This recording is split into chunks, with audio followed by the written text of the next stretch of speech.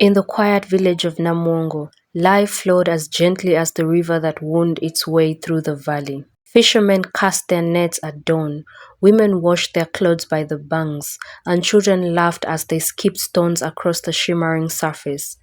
Among them lived a young woman named Nakato, known throughout the village for her beauty and her laughter, a laughter so pure it was said to calm storms. She had eyes the color of wet earth after rain, and skin that glowed in the morning light. Nakato loved the river. Every morning she went to fetch water, humming softly to herself. To her, the river was not just a place to work. It was her friend, her peace, her mirror. Her grandmother often warned her, "Child, never linger by the river after sunset. The spirits there love beauty, and they might steal yours away." Nakato would smile and say, "Grandmother, the river loves me as I love it. It would never harm me." But what Nakato did not know was that the river had been watching her.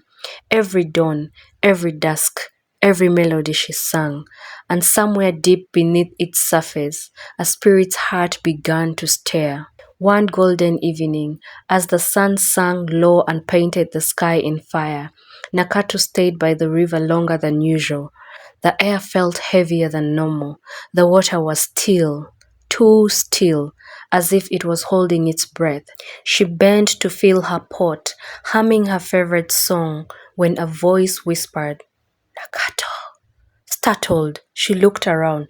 No one was there. She laughed nervously. "I must be hearing things." But then the water rippled and shimmered, and from its depths rose a figure. He was tall, graceful, his skin glimmering like moonlight on water. His eyes were deep and endless, shifting like waves.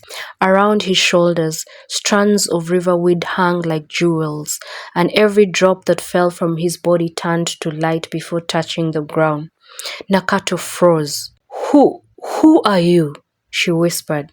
The man bowed slightly, his voice soft as a current. "Do not fear, beautiful one. I am Mujenyi, the spirit who guards these waters. I have watched you for many moons. Your kindness, your laughter, they touch even the heart of the river." Nakato's heart raced. "A spirit?" "Yes," he said gently, "and I have come to ask for your hand, to make you queen of my world beneath the water." The wind stilled, the river glowed faintly around them. Nakato felt torn, fear battling curiosity, disbelief wrestling with wonder. But when she looked into his eyes, she saw not danger, but peace. "If I go with you," she asked softly, "will I ever see my people again?" The spirit's smile faded. "The world below is not like this one, but you will never know hunger, pain, or sorrow, only love." She hesitated, her pot slipping from her hands and floating away, and as the first star rose above them, Nakato whispered, "Then I will come." Nakato felt herself sinking, not drowning, but floating through light and color. The deeper she went, the brighter it became. When she opened her eyes, she found herself standing on soft sand. All around her were shimmering palaces made of coral and crystal. Schools of silver fish danced above, and flowers bloomed underwater, glowing like fireflies. Mujenyi stood by her, his robe flowing like water itself. "Welcome to my world, Nakato, to the kingdom of streams." Days passed like dreams.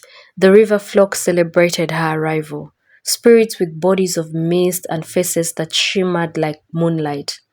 They crowned her with shells, braided her hair with pearls, and dressed her in flowing robes that swayed like ripples. Mujenyi was kind and gentle. He taught her the songs of the river, songs that could summon rain, calm floods, and heal wounded fish. But sometimes she looked upward. She saw faint sunlight breaking through the water's surface, and her heart would ache. She remembered her father, her grandmother, her home, the laughter of the children, the smell of roasted maize, the warmth of the earth. Mujenyi noticed her sadness. Do you miss your world? He asked one night as they sat by a glowing reef. Yes, she whispered. Even the dust of my village feels precious now. He sighed, his eyes dimming. The worlds of the spirits and humans were never meant to intertwine for long. One morning, Nakato woke to find Mujenyi standing by the great mirror pool, his expression heavy. My love, he said softly, the river has spoken. It is time for you to return. Nakato's heart sank. Return? But will I see you again? Mujenyi touched her cheek, his fingers cool as water. I will always be here. Whenever you come to the river's edge, call my name. The breeze, the waves, they'll carry my love to you. As she wept softly, he placed a small pearl-like stone in her palm. Keep this close. When you are in pain or fear, drop it into the water, and I will hear you. Nakato embraced him one last time. Her tears fell like rain into the pool, merging with the river's current. Then, in a swirl of light and foam, she rose upward, breaking through the surface just as dawn touched the horizon. She gasped for air. Standing once again on the familiar river bank, the world was unchanged, yet everything felt different. Her pot lay nearby, where she had dropped it. Birds chirped. The village smoke rose in the distance. When she returned home, her grandmother wept with joy. We thought the river had taken you forever. Nakato smiled sadly. It did, grandmother, but it also gave me back my heart. From that day on, Nakato never married a mortal man.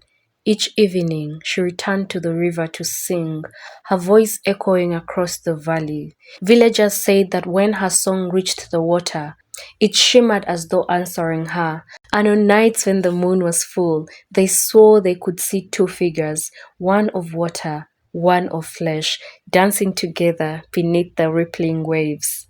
And so, the girl who married the river spirit taught her village that love can flow beyond the boundaries of this world. But every love, even divine, asks for sacrifice.